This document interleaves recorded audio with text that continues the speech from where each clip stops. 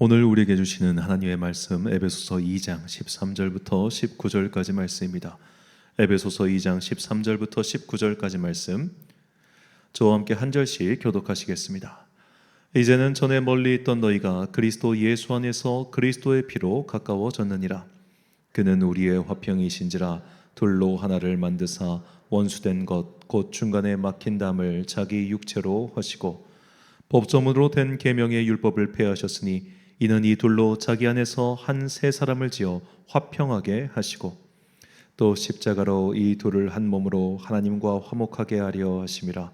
원수된 것을 십자가로 소멸하시고 또 오셔서 먼 데 있는 너희에게 평안을 전하시고 가까운 데 있는 자들에게 평안을 전하셨으니 이는 그로 말미암아 우리 둘이 한 성령 안에서 아버지께 나아감을 얻게 하려 하심이라. 함께 있습니다. 그러므로 이제부터 너희는 외인도 아니요 나그네도 아니요 오직 성도들과 동일한 시민이요 하나님의 권속이라. 아멘. 평안하고 싶습니까? 라는 제목으로 하나님의 말씀 선포하겠습니다. 20세기 초반 미국에 한 괴짜 의사이자 과학자가 있었습니다. 이 사람이 기독교인이었는지 아니었는지는 우리가 정확히 알 수는 없는데 이런 궁금증을 가졌습니다. 사람들이 영혼이라는 말을 많이 하는데 영혼이 진짜 있을까? 영혼이 진짜 있다면 그것을 어떻게 과학적으로 증명할까? 그래서 이 사람이 어떤 실험을 하냐면요, 그러니까 죽기 직전, 임종 직전의 환자 6명을 이제 모집을 해가지고 그 사람들이 죽기 직전의 무게를 측정해 놓습니다. 그리고 이 사람들이 사망한 이후에 그 무게의 차이를 기록을 해봐요. 자, 그렇게 해서 나온 무게 차이가 21g이 나더라는 겁니다. 그래서 이 사람은 영혼의 무게가 있다, 그것이 21g이다 라는 그런 학술을 발표했습니다. 하지만 이것은 이제 과학적으로는 전혀 근거가 없다고 하는데요. 왜냐하면 6명 중에 1명만 무게가 감소했고 이 사람의 데이터가 워낙 적어요.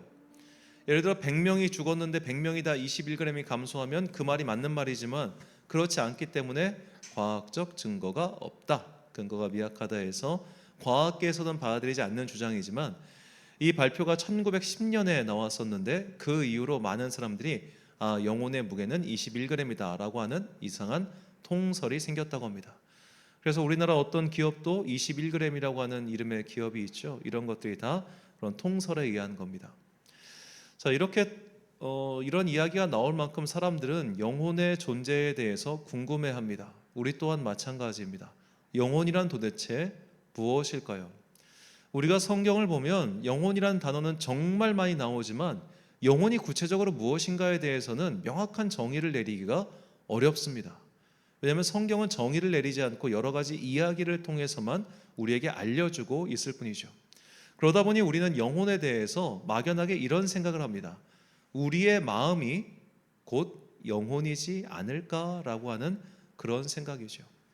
하지만 우리의 마음과 우리의 영혼은 전혀 다른 것입니다. 왜냐하면 성경은 우리가 죽었을 때, 보통 어떤 사람이 죽었을 때 그의 영혼이 떠나갔다라고 말합니다. 즉 성경이 말하는 영혼이란 한 개인의 생명과 굉장히 직결된 무엇이죠. 그래서 우리 안에 영혼이, 즉 우리의 육체 안에 영혼이 있다라고 하는 것은 우리가 아직 살아있다는 것과 똑같은 말입니다. 근데 영혼이 떠나갔다는 것은 그가 죽었다는 것이죠. 마음이 죽는 경우가 있습니다. 심각한 마음의 병을 앓거나 했던 사람은 그 마음이 죽어서 더 이상 어떤 외부의 자극에도 반응하지 않는 그런 경우가 있습니다. 그는 마음이 죽었습니다. 그러나 그를 가리켜서 저 사람은 죽었다라고 말하지 않죠. 마음의 죽음과 영혼이 떠나가는 것이 별개이듯이 그래서 영혼과 마음은 다르다는 거죠. 그래서 저는 이렇게 생각합니다. 영혼과 마음은 다르다. 영혼이란 한 개인의 생명과 존재에 직결된 근본적인 무엇이다 때문에 영혼은 곧 생명이다 라고 말이죠. 그렇기 때문에 우리 영혼의 목적은 생명에 있고 그 생명이 있기 때문에 성경은 우리 영혼을 가리켜서 평안하다 혹은 평안을 누리라 라고 말을 하고 있는 겁니다. 만약 우리가 단순히 영혼의 평안이 아니라 마음의 평안을 위해 그리스도교를 믿는다고 한다면 그것은 세상 천지에 그것만큼 어리석은 일이 없습니다. 왜냐하면 마음의 평안을 얻고 싶다면 그냥 호르몬 주사를 맞으면 되기 때문입니다. 우리 뇌에서 분비되는 뇌하수체는 우리의 감정에 직접적인 영향을 미칩니다. 이와 관련된 심리학 실험은 너무나 많죠. 대표적으로 다리가 흔들거릴 때 이성에게 고백하면 그 이성이 그 고백을 받아줄 확률이 월등하게 증가한다고 합니다. 그 이유는 육체가 흔들림의 그 흔들림을 마음의 흔들림으로 오해하기 때문이라고 합니다. 우리의 마음은 우리의 육체와 밀접하게 연결되어 있습니다. 더 적나라하게 이야기하자면 우리의 마음이란 뇌에서 나오는 호르몬 그 이상도 그 이하도 아니라고 그렇게 냉정하게 이야기할 수 있습니다. 기쁨은 뇌에서 뭐가 나오기 때문에 기뻐지는 겁니다.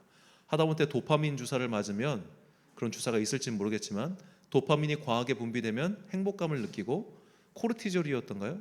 그게 분비되면 또 다른 걸 느끼고, 그러니까 마약류가 활성화되는 거 아니겠어요? 그 마음의 기쁨을 얻기 위해서 마약을 하든 다른 걸 하든, 우리가 단순히 마음의 평안을 얻기 위해서라면 우리는 굳이 기독교인이 될 이유가 없습니다. 우리는 영혼을 위해서, 바꿔 말하면 우리의 생명을 위하여 그리스도의 복음 앞에 순종하는 겁니다.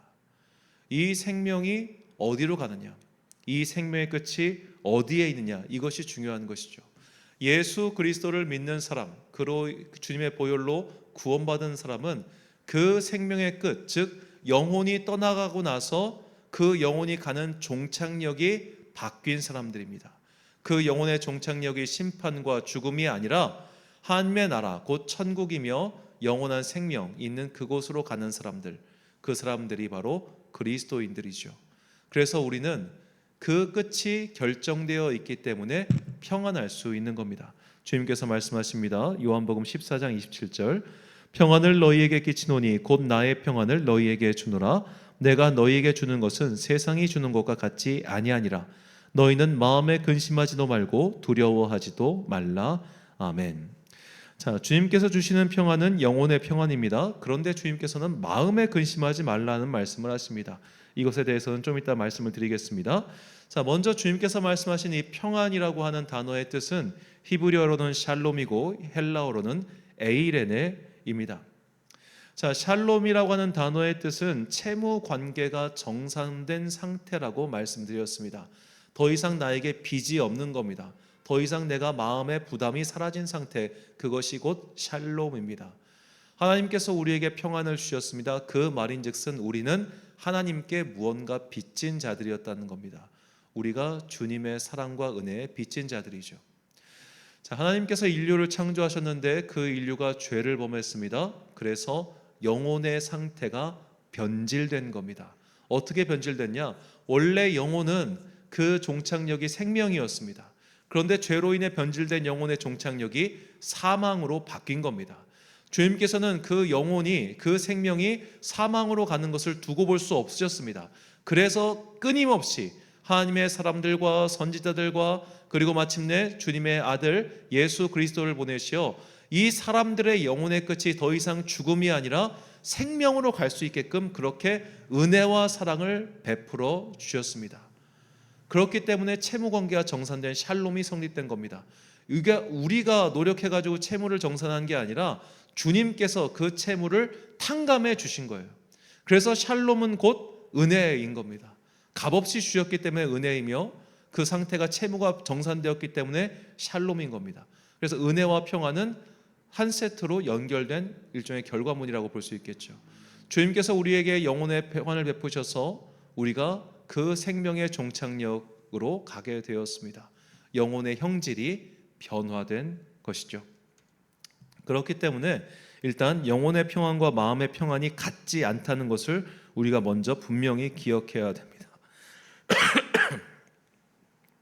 자, 이렇게 영혼의 평안과 마음의 평안이 같지 않지만 우리의 이 영혼의 평안은 결과적으로 마음의 평안에까지 이르도록 되어야 합니다. 저는 이렇게 생각해요. 사람의 육체가 있고 그 육체를 움직이는 마음이 있습니다. 그러니까 우리가 마음이 가는 대로 행동하잖아요. 또 우리의 행동은 마음에 영향을 미치기도 합니다.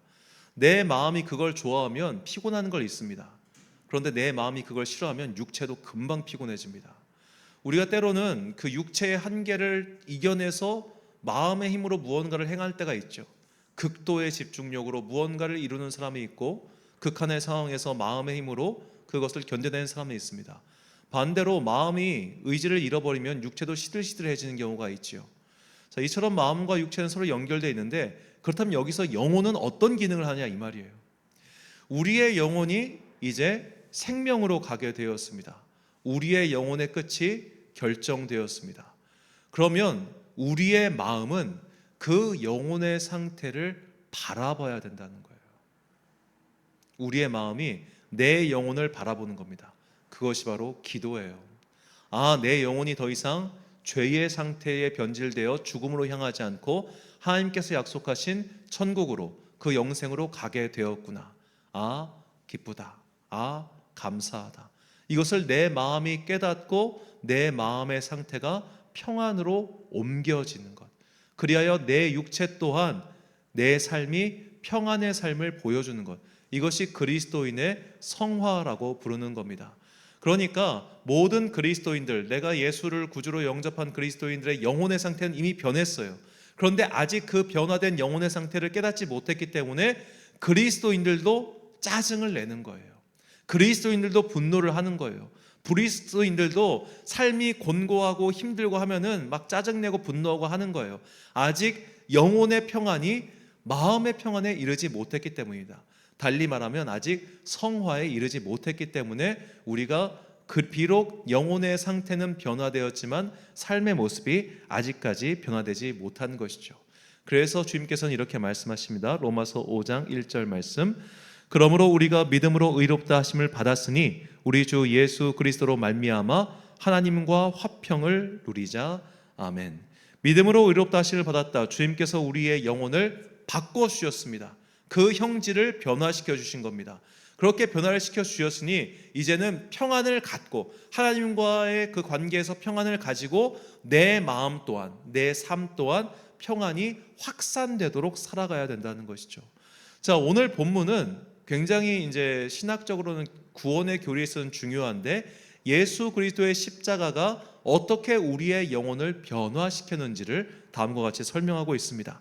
본문 14절, 16절, 18절 말씀.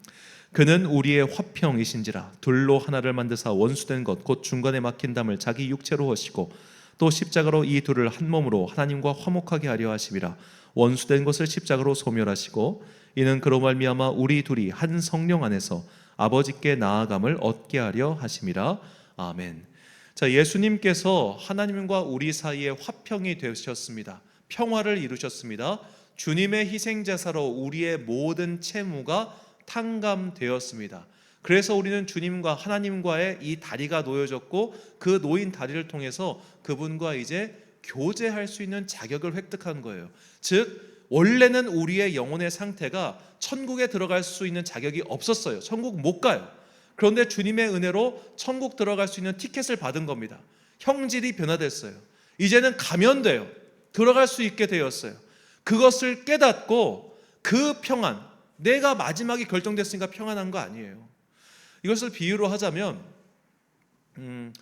우리가 예를 들어 어떤 일을 할 때 이 일의 끝이 결정되어 있다고 생각해 봅시다. 근데 그 일의 끝이 반드시 성공이에요. 이건 도저히 뭘 해도 실패할 수가 없는 일이에요. 어떻게 해도 무조건 이길 수밖에 없어요. 그러면 자신감이 넘치겠죠. 평안하겠죠. 기쁘겠죠. 우리의 영혼의 끝이 천국으로 결정되어 있어요. 그러니까 우리의 영혼은 비록 지금 내가 그것을 인지할 수 없고 느낄 수 없지만 평안한 상태에 있어요. 이 영혼의 상태를 우리가 깨닫게 됨이 필요하다는 겁니다. 내 영혼이 주님의 은혜로 변화되었구나. 변했구나. 끝이 생명으로, 승리로 결정되었구나. 이제 그것을 깨닫고 내 마음을 평안으로 바꿔가는 것, 이것이 성도의 삶이라는 겁니다. 그래서 사도 바울은 말합니다. 로마서 8장 5절과 6절. 육신을 따르는 자는 육신의 일을, 영을 따르는 자는 영의 일을 생각하나니 육신의 생각은 사망이요 영의 생각은 생명과 평안이니라. 아멘. 자, 영의 생각, 즉 우리가 가지고 있는 이 영혼의 이 평안이 마음으로 번져나가는 것. 전 이것을 종착역의 종점에 비유하고 싶어요. 자, 우리가 버스를 타거나 지하철을 탔을 때 내 목적지가 종점이면 어떻게 합니까? 앉자마자 자죠. 만약에 내 목적지가 중간이면 계속해서 확인합니다. 언제 내려야 되지? 언제 내려야 되지? 신경 쓰다 보니까 어찌 보면 앉아 있어도 계속해서 약간 좀 들떠 있는 상태, 혹은 초행길이면 좀 불안한 상태, 그런 게 있겠죠. 그런데 내 목적지가 종점이에요. 결정돼 있어요. 그럼 자는 거예요. 운전기사분이 깨우시겠지. 혹은 마지막 종점 되면은 버스 그 열차가 다 나가니까 그때 좀 깨겠지. 종점이면 마음이 편해요. 걱정할 게 없어요. 마찬가지로 우리의 영혼의 종점이 결정되어 있어요. 천국으로 결정되어 있어요. 그러니 우리의 영혼은 이미 평안한 상태가 되었습니다. 내가 그것을 인지하지 못할 뿐이죠. 그래서 우리의 마음이 이 영혼의 평안을 깨닫고 마음 또한, 삶 또한 진짜 평안을 누리는 것, 이것이 성화의 삶이며 그 삶을 살아가는 방법이 뭐냐? 바로 감사라고 성경은 말합니다. 골로새서 3장 15절 말씀, 그리스도의 평강이 너희 마음을 주장하게 하라. 너희는 평강을 위하여 한 몸으로 부르심을 받았나니 너희는 또한 감사하는 자가 되라. 아멘. 자, 평안, 평간, 평화, 화목 다 똑같은 단어입니다. 에이레네. 자, 그리스도의 평강이 너희 마음을 주장하게 하라. 주님께서 주신 그 영혼의 평화가 너희의 마음에까지 미치게 하라라는 거예요. 너희의 마음을 변화시키게 하라. 그런데 그것을 위해서 무엇을 해야 되냐? 감사하는 자가 되라. 내 영혼의 상태를 주님께서 은혜로 변화시켜 주셨습니다. 내가 노력한다고 바뀔 수 있는 게 아니에요. 우리는 마음의 문제는 스스로 노력하면 어떻게든 가능해요. 상담을 하든 기분 좋은 일을 하든 심지어 약물의 도움을 받거나 간에 마음의 문제는 어떻게든 해결을 볼 수 있어요. 내가 치료가 가능해요. 약 먹으면 우울증 해결되고요. 약 먹으면 조울증이 해결돼요. 약 먹으면 우울한 게 사라지고요. 내가 기쁜 일을 하면 기쁜 게 좋아져요. 하다못해 내가 좋아하는 음식 먹으면 마음이 좋아지잖아요. 마음의 문제는 내가 어떻게든 해결할 수 있다니까요. 어려울 뿐이지. 그런데 영혼의 문제는 내가 어떻게 해결할 수 없다고요. 왜? 내가 내 영혼을 인지조차 못하잖아요. 그 인지할 수도 없는 영혼의 문제를 주님께서 해결해 주신 거예요. 평화를 주셨어요. 그러니 이 평화가 너희 마음까지 미치게 하라. 그런데 그 방법이 뭐냐? 감사라는 거예요. 먼저 영혼을 구원해 주셨으니 그것에 대한 감사, 그것을 깨닫고 나면 이제는 지금까지 내 삶을 지켜주신 것들에 대한 감사가 이어지게 되고, 그 감사는 마침내 앞으로도 우리와 함께 하실 주님에 대한 감사가 되는 겁니다. 자, 그래서 이렇게 요약할 수 있겠습니다. 영혼의 평안이 마침내 마음과 육체의 평안으로 이룰 수 있도록 감사하라라는 것이죠. 우리 그리스도인들이 우리 일상의 삶에서 평안을 누리지 못하는 이유가 참 많습니다. 아까도 종점에 비유를 했지만, 예를 들어 우리가 종점으로 가는 버스에 탄 탑승객이 아니라 운전사라고 생각해 봅시다. 내 운전사의 목적지는 정해져 있어요. 내가 가는 길을, 그거는 고민할 게 하나도 없잖아요. 그런데 차가 막혀요. 때로는 탄 사람이 진상 손님도 있어요. 그런 것들이 내 삶에서 되게 스트레스가 되지 않습니까? 마찬가지로 우리의 영혼의 종착역은 정해져 있는데 거기까지 가는 동안 온갖 삶의 일들이 일어나잖아요.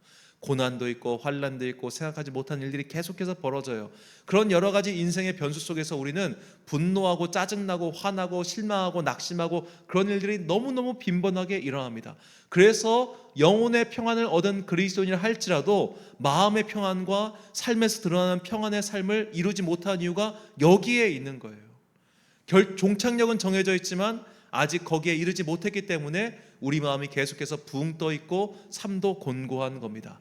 그러나 영혼의 종착역, 생명의 끝이 결정되어 있음을 깨닫고 내 삶에서 내 마음과 내 삶의 겉모양이 그렇게 평안으로 변화되기 위해서 우리가 노력해야 되는데, 그 노력하는 삶이 성화의 삶이라는 것이죠. 우리는 이렇게 감사함으로써 은혜를 깨닫고, 감사함으로써 내 영혼의 종착역을 깨닫고, 마침내 그 감사가 내 마음과 내 삶에 영향을 미치도록 노력해야 됩니다. 그래서 우리에게는 첫 번째로 기도하는 삶이 필요하며, 두 번째로는 돌아보는 삶이 필요하죠. 기도를 통해서 내 영혼의 상태를 깨닫게 해달라는 간구가 필요한 것이고, 돌아봄을 통해서 하나님께서 이렇게 내 마음과 내 삶을 지켜주셨구나를 깨닫는 겁니다. 그렇게 우리는 영혼의 평안이 마침내 마음과 삶의 평안으로 이어지도록 노력해야 되는 것이죠. 우리 교회 처음을 생각해 보면 이제 이곳에서 예배드린 지 3년 하고도 5개월이 됐습니다. 3년 5개월 전에 우리 교회 이제 여기 상가를 할 때, 계약할 때 손에 쥔 현금이 500이 다였어요. 500만 원밖에 없었습니다. 근데 여기까지 빚 없이 왔고, 또 물론 이제 여러 대출을 받고 더 그것을 가지만 또 그곳에서도 주님께서 채워주시는 은혜가 있으리라 믿습니다. 지금까지 함께하신 하나님께서 앞으로도 함께하시는 임마누엘의 주님이 되신다는 것, 우리가 이것을 깨닫고 감사를 잊지 않고 살아갈 때 마침내 우리 안에 있는 영혼의 평안이 내 삶의 평안으로 이어지게 될 것이고, 이 삶의 평안에 이른 사람은 세상에 어떤 환난이 닥쳐와도 이 평안을 잃어버리지 않게 될 것입니다. 그래서 주님께서는 우리에게 다음과 같이 말씀하셨습니다. 이 말씀이 우리의 믿음의 목표가 되길 소망합니다. 요한복음 16장 33절 함께 봉독하겠습니다. 시작. 이것을 너희에게 이르는 것은 너희로 내 안에서 평안을 누리게 하려 함이라. 세상에서는 너희가 환난을 당하나 담대하라. 내가 세상을 이기었노라. 아멘. 사랑하는 천안광성교회 성도 여러분, 그리고 이 예배를 함께 드리고 계신 귀한 주님의 자녀 여러분, 우리는 이미 영혼이 변화된 사람들입니다. 우리의 영혼의 끝은 이미 결정되었습니다. 바로 천국입니다. 그곳에서 영생을 누리는 것을 이미 약속받은 사람들이므로 영혼의 평안을 깨달으시기 바랍니다. 이 영혼의 평안을 깨닫는 방법은 기도와 예배를 통해서 주님께서 우리에게 은총을 베푸사 영혼을 관조하는 것뿐입니다. 이것은 사람의 노력으로 가능한 일이 아닙니다. 그리하여 우리가 깨달은 이 은혜와 이 사랑이 마침내 우리의 마음과 삶까지도 변화시킬 수 있도록 성화의 삶, 경건의 훈련을 이어갑시다. 우리가 이미 얻은 이 영혼의 평안의 상태가 우리의 마음을 변화시키고 마침내 우리의 삶을 변화시킬 때 우리는 세상에서 살아가는 동안 어떤 환난과 고난을 당해도 그 마음의 상태가 흔들리거나 육체가 무너지거나 마침내 영혼이 깨지는 그런 일들은 절대로 벌어지지 않게 될 것입니다. 주님께서 우리의 영혼과 마음과 삶을 지켜주시기 때문입니다. 하나님의 주시는 이 평안을 깨닫고 이 평안의 삶을 감사함으로 엮어가는 그런 여러분과 제가 되시기를 주님의 이름으로 축원합니다. 우리 함께 이 찬양 감사의 시험이 닥쳐올 때 부르신 후에 기도와 축도로 예배를 마치겠습니다.